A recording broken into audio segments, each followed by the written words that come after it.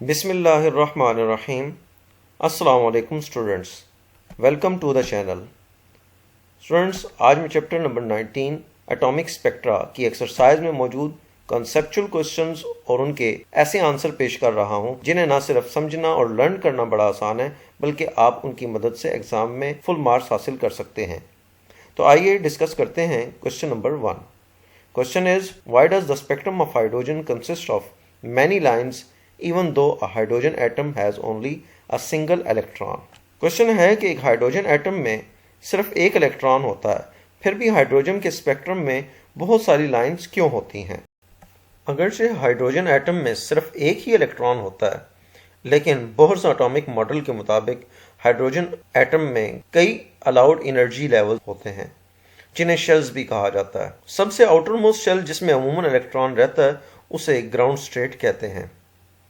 जब इलेक्ट्रॉन कोई energy gain करे, कोई फोटोन को अब्जॉर्ब करे, तो ये ग्राउंड स्टेट से किसी हायर ऑर्बिट में चला जाता है। लेकिन उस हायर एनर्जी लेवल में ये इलेक्ट्रॉन ज्यादा देर के लिए नहीं रहता, बल्कि वहां से जंप करके वापस ग्राउंड स्टेट की तरफ आता है। जब इलेक्ट्रॉन ग्राउंड स्टेट में जंप करेगा तो वो कोई फोटोन एमिट करता है जिसकी एनर्जी उन दो लेवल्स में इलेक्ट्रॉन की एनर्जी के डिफरेंस के इक्वल होती है, जिसकी वजह से हाइड्रोजन के स्पेक्ट्रम में एक लाइन बनती है।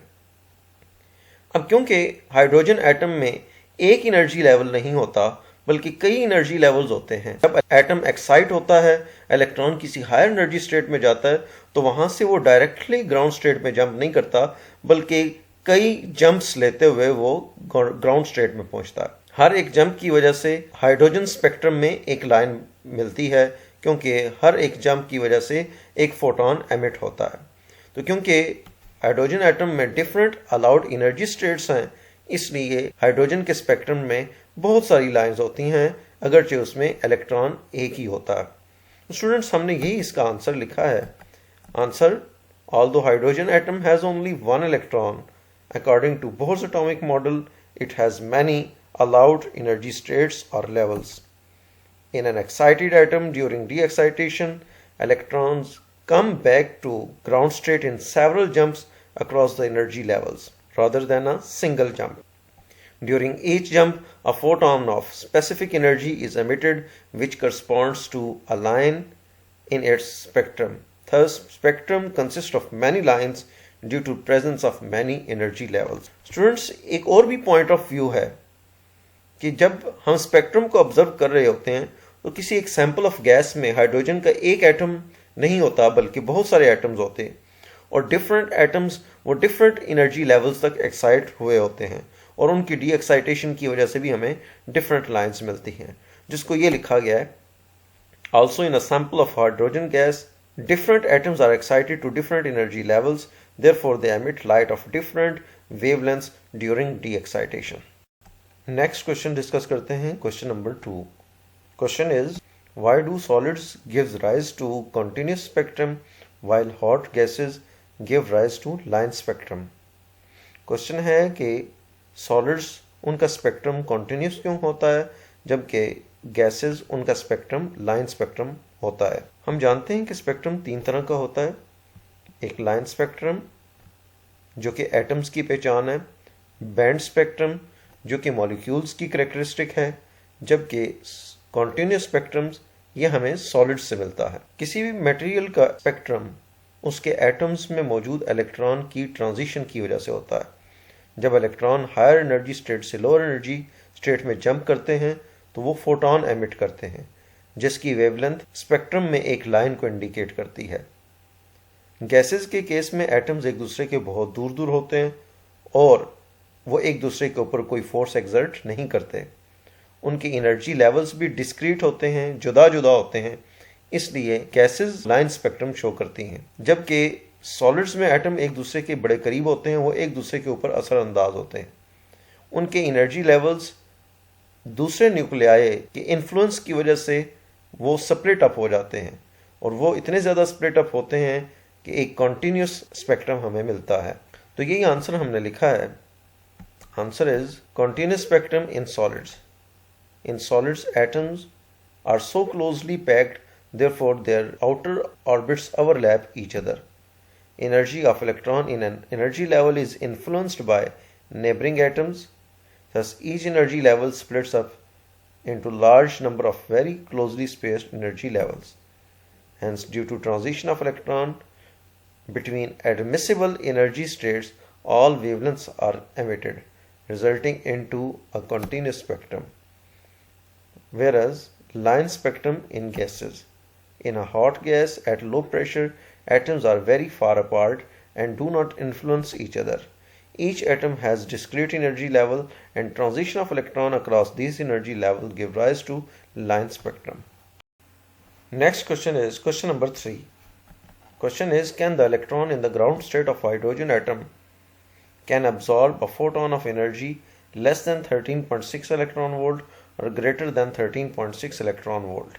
क्वेश्चन है कि एक हाइड्रोजन एटम में इलेक्ट्रॉन ग्राउंड स्टेट में 13.6 इलेक्ट्रॉन वोल्ट से कम या उससे ज़्यादा एनर्जी का फोटोन एब्जॉर्ब कर सकता है या नहीं। हम जानते हैं कि एक हाइड्रोजन एटम में डिफरेंट अलाउड एनर्जी स्टेट्स होती हैं और हाइड्रोजन एटम की आयोनाइजेशन एनर्जी की वैल्यू वो 13.6 इलेक्ट्रॉन वोल्ट है। आयोनाइजेशन एनर्जी वो एनर्जी है जो एक हाइड्रोजन एटम से इलेक्ट्रॉन को रिमूव करने के लिए दरकार होती है। अगर इलेक्ट्रॉन को ग्राउंड स्टेट से इन्फिनिटी तक ले जाने के लिए जो एनर्जी दरकार होती है वो ही उसकी आयोनाइजेशन एनर्जी कहलाती है। अगर हम ग्राउंड स्टेट में उसकी एनर्जी को ज़ीरो कंसिडर करते हैं तो इन्फिनिटी लेवल पर उसको ले जाने के लिए जो एनर्जी चाहिए वो है 13.6 इलेक्ट्रॉन वोल्ट। तो अब क्वेश्चन ये है कि क्या एक इलेक्ट्रॉन वो 13.6 इलेक्ट्रॉन वोल्ट से कम या 13.6 इलेक्ट्रॉन वोल्ट से ज़्यादा एनर्जी अब्जॉर्ब कर सकता है? तो इसका आंसर यकीनन यस में है। अगर तो इलेक्ट्रॉन 13.6 इलेक्ट्रॉन वोल्ट एनर्जी वाला फोटोन एब्जॉर्ब करेगा तो वो इलेक्ट्रॉन इस एटम से बाहर निकल आएगा और वो एटम आयोनाइज हो जाएगा। लेकिन अगर तो यही इलेक्ट्रॉन 13.6 इलेक्ट्रॉन वोल्ट से ज़्यादा एनर्जी वाला फोटोन एब्जॉर्ब करेगा तो न सिर्फ एटम आयनाइज हो जाएगा बल्कि जो एक्स्ट्रा एनर्जी है वो इलेक्ट्रॉन की काइनेटिक एनर्जी की फॉर्म में अपीयर होगी।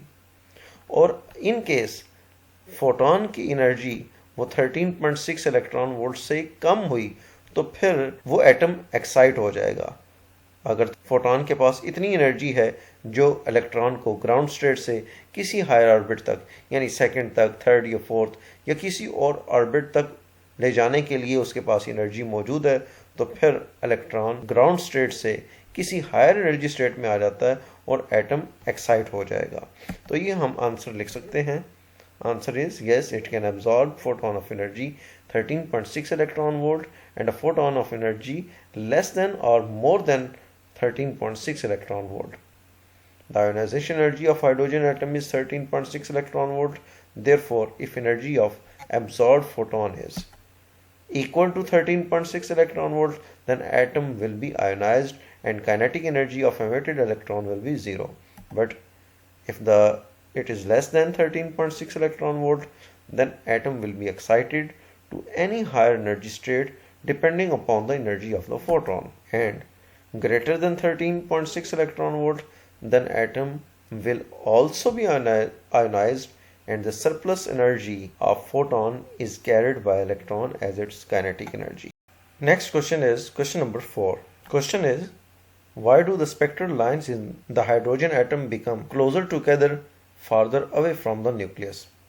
क्वेश्चन है कि एक हाइड्रोजन एटम में न्यूक्लियस से दूर जाते हुए स्पेक्ट्रल लाइंस वो एक दूसरे के करीब क्यों आ जाती हैं? स्टूडेंट्स, हम जानते हैं कि हाइड्रोजन एटम में बोर्स एटॉमिक मॉडल के मुताबिक डिफरेंट अलाउड एनर्जी स्टेट्स हैं। जैसे जैसे हम न्यूक्लियस से अवे जाते हैं तो डिफरेंट ऑर्बिट्स के दरमियान डिस्टेंस या एनर्जी डिफरेंस वो कम होता चला जाता है। आप फिगर में देख भी सकते हैं कि फर्स्ट और सेकंड एनर्जी लेवल में फर्स्ट और सेकंड ऑर्बिट के दरमियान एनर्जी डिफरेंस ज़्यादा है, उसके बाद सेकंड और थर्ड के दरमियान एनर्जी डिफरेंस पहले से कम है और ये एनर्जी डिफरेंस जैसे जैसे हम न्यूक्लियस से अवे जाते हैं यानी जैसे जैसे n की वैल्यू इंक्रीज़ होती है तो ये एनर्जी डिफरेंस कम होता चला जाता है। अब क्योंकि स्पेक्ट्रल लाइंस वो इलेक्ट्रॉन के हायर एनर्जी स्टेट से लो एनर्जी स्टेट में जंप करने की वजह से होता है, तो जैसे जैसे हम न्यूक्लियस से अवे जाते हैं तो क्योंकि ये डिफरेंस कम होता चला जाता है, लिहाजा एमिट होने वाले फोटॉन्स की एनर्जी भी कम होती चली जाती है और स्पेक्ट्रल लाइंस करीब होती चली जाती हैं। तो यही आंसर हमने लिखा है।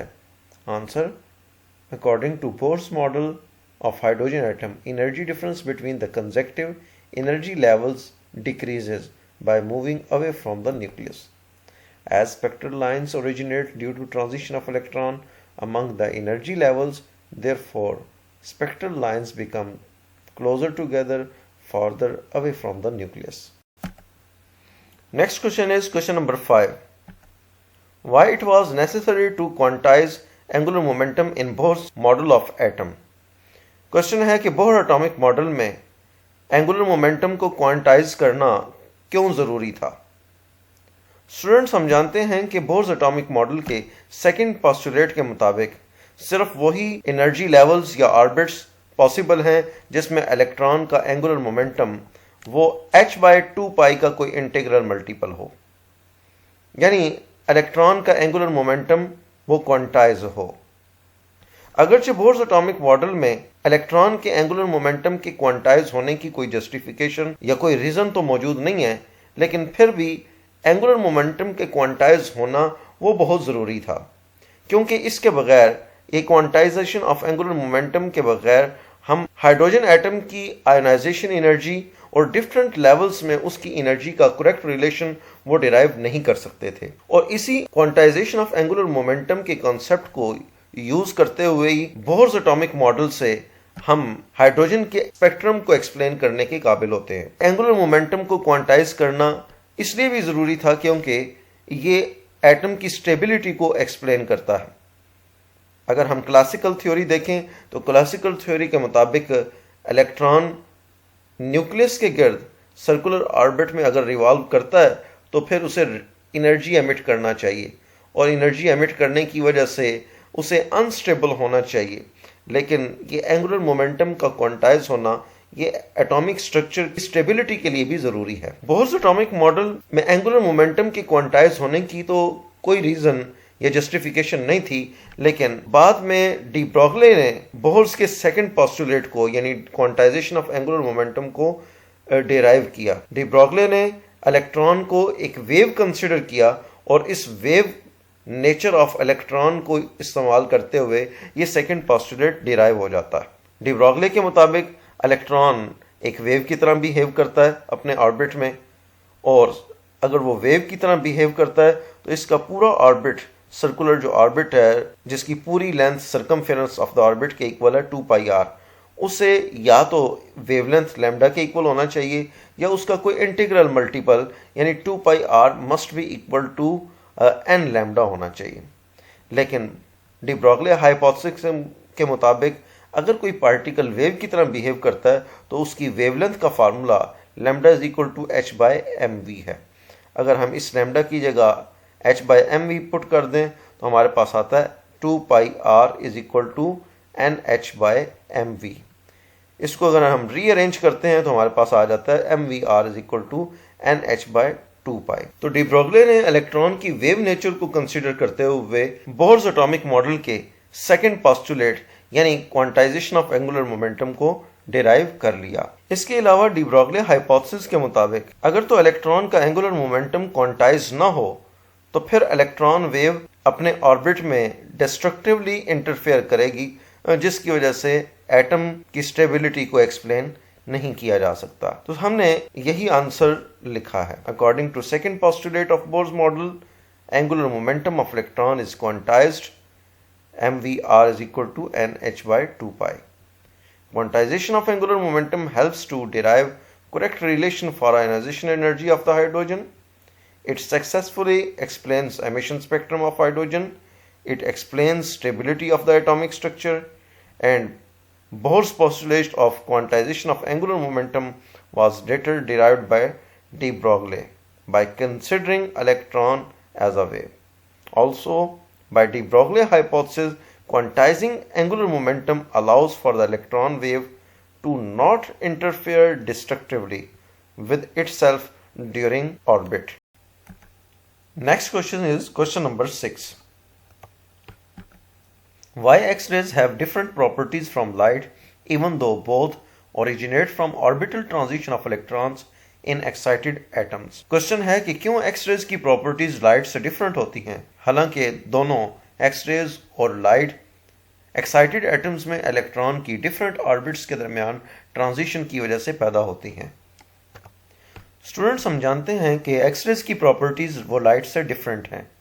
मसलन एक्सरेज की वेवलेंथ वो लाइट के मुकाबले में बहुत कम है। एक्सरेज की फोटॉन्स की एनर्जी और फ्रीक्वेंसी वो लाइट के मुकाबले में बहुत ज़्यादा है, और इनकी प्रॉपर्टीज में ये डिफरेंस इस वजह से है कि एक्सरेज हैवी एटम्स के इनर शेल्स में इलेक्ट्रॉन की ट्रांजिशन की वजह से पैदा होती हैं, जबकि लाइट ये एक्साइटेड एटम्स के आउटर शेल में इलेक्ट्रॉन्स की ट्रांजिशन की वजह से पैदा होती है। आइए इसे समझने की कोशिश करते हैं। हमने आंसर यही लिखा है, light is produced due to transition of electrons in the outer shells, whereas X-rays are produced due to transition of electrons in the inner shells of heavy atoms. Students, आप फिगर में देख सकते हैं कि जब एक एटम ग्राउंड स्टेट में कोई एनर्जी एब्जॉर्ब करता है, इलेक्ट्रॉन किसी फोटोन को एब्जॉर्ब करेगा तो अपने ग्राउंड स्टेट से किसी हायर एनर्जी स्टेट में चला जाता है। इलेक्ट्रॉन जब हायर एनर्जी स्टेट में जंप करके चला जाएगा तो हम कहते हैं कि ये एटम एक्साइट हो गया है, इलेक्ट्रॉन एक्साइटेड स्टेट में चला गया है। एक्साइटेड स्टेट में इलेक्ट्रॉन ज़्यादा लंबे अरसे के लिए नहीं रहता, बल्कि फ़ौरन ही वो वापस आ जाता है और अपनी एक्स्ट्रा एनर्जी वो एक फोटॉन की फॉर्म में एमिट कर देता है। अब क्योंकि इन एनर्जी लेवल्स के दरमियान एनर्जी का डिफरेंस कम है, तो जो फोटॉन एमिट होता है उसकी एनर्जी कम होती है और उसकी फ्रीक्वेंसी भी कम होगी, और ये विजिबल लाइट की फॉर्म में एमिट होता है, ये विजिबल लाइट के रीजन में लाई करता है। लेकिन एक्सरेज की प्रोडक्शन वो लाइट के मुकाबले में डिफरेंट है। एक्सरेज तब पैदा होती हैं जब किसी हैवी एटम को हम हाई एनर्जी वाले इलेक्ट्रॉन से बम्बार्ड करते हैं। इलेक्ट्रॉन्स को कई हजार वोल्ट पोटेंशियल डिफरेंस अप्लाई करके हैवी एटम पर बम्बार्ड किया जाता है। जब ये इलेक्ट्रॉन उन एटम से टकराते हैं तो उन एटम के इनर शेल से, फॉर एग्जांपल न्यूक्लियस के सबसे करीब जो शेल होता है उसे के शेल कहते हैं, उस शेल से इलेक्ट्रॉन को किक आउट कर देते हैं। वहाँ से ये इलेक्ट्रॉन जब निकल जाएगा तो उसकी जगह लेने के लिए किसी हायर ऑर्बिट से, फॉर एग्जांपल एल शेल से या एम शेल से इलेक्ट्रॉन जंप करके के शेल में आता है। अब क्योंकि ये हैवी एटम है, इसके इनर शेल्स में एनर्जी का जो डिफरेंस होता है डिफरेंट लेवल्स के दरमियान वो बहुत ज़्यादा होता है। तो अब इलेक्ट्रॉन के जंप करने की वजह से जो फोटॉन एमिट होता है उसकी एनर्जी बहुत ज़्यादा होती है, उसकी फ्रीक्वेंसी भी बहुत ज़्यादा होगी, और इसी वजह से उसकी वेवलेंथ बहुत शॉर्ट होगी और वो एक्स रेज होंगी। तो ये आंसर हमने लिखा है, since in the inner shells of heavy atoms electrons are bound with high energy, so energy of X-ray photons emitted is very high and their wavelength is correspondingly very short, which is of the order of 10 raised to power minus 10 meter. Due to extremely short wavelength and high energy, X-rays differ from light in properties like Compton scattering and high penetrating power, etc. Next question is question number 7. If the potential difference in an X-ray tube is increased, how does this affect the wavelengths of Bremsstrahlung X-rays and characteristic X-rays? Question है कि अगर एक x ray tube में potential difference को increase किया जाए तो उसकी वजह से ब्रेमस्ट्रंग एक्सरेज और कैरेक्टरिस्टिक एक्सरेज की वेवलेंथ पर क्या असर पड़ता है। हम जानते हैं कि एक एक्सरे ट्यूब में हाई पोटेंशियल डिफरेंस के साथ इलेक्ट्रॉन को किसी हैवी मेटल के बने हुए एनोड की तरफ एक्सेलरेट किया जाता है। ये हाई काइनेटिक एनर्जी वाले इलेक्ट्रॉन जब एनोड से टकराते हैं तो एक्सरेज पैदा होती हैं। एक्सरेज की 2 टाइप्स हैं, एक ब्रेमस्ट्रंग्स या कॉन्टिन्यूअस एक्सरेज और दूसरी characteristic X-rays. Characteristic X-rays heavy atoms में इनर शेल इलेक्ट्रॉन की ट्रांजिशन की वजह से पैदा होती हैं।